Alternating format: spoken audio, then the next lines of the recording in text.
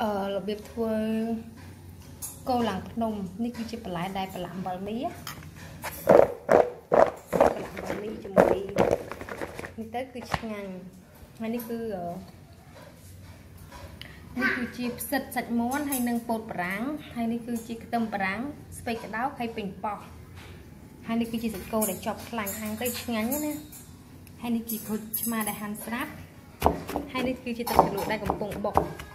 គឺអត់ប្រើទឹកត្រីប្រើអំបិលវិចេងស្ករហើយនឹងម្ទេសខ្ទឹមបុកឲ្យម៉ត់ទៅចាំយើងងាយម្ហូបប្រចាំគ្រួសារមកញ៉ាំគ្រប់ពេល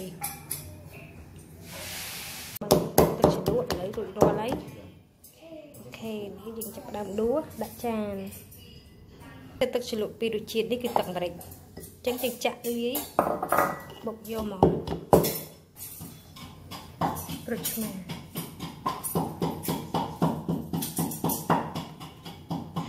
What's your name? What's your name?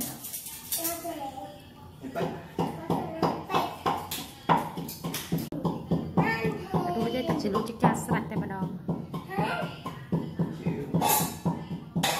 rồi chọc lái lái và lắc cho bùi bờ mí hai bà tóc áo cứ bình lái lấy cái bờ này một hai nhé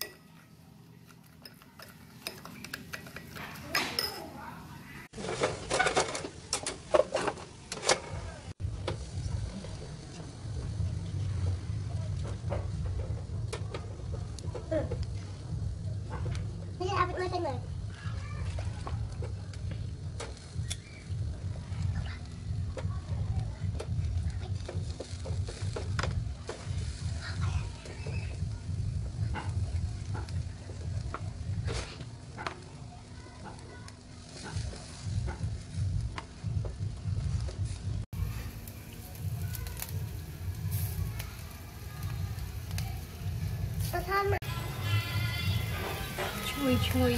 chen tại bà đó này ạ